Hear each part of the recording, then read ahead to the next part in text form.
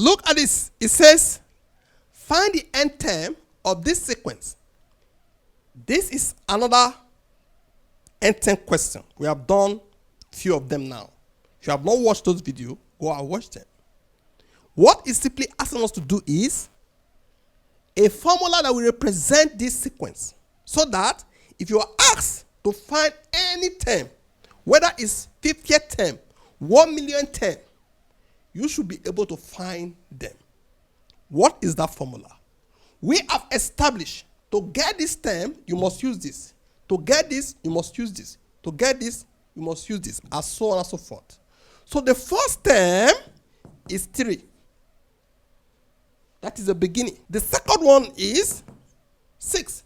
But this second one is coming from the first one. Therefore, we have to put this down first to say, how can we produce 6 from here?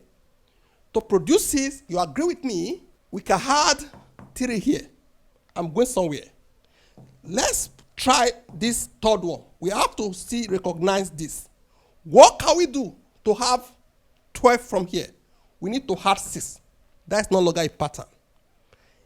I should expect adding another 3. Because whatever you start with here should continue. Because of that, we cannot do with this addition. Let's go back to this place.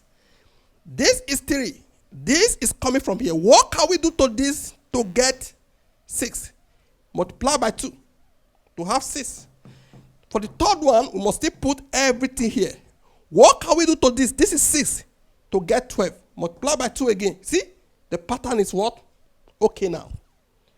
If you want to continue, you must put everything here down.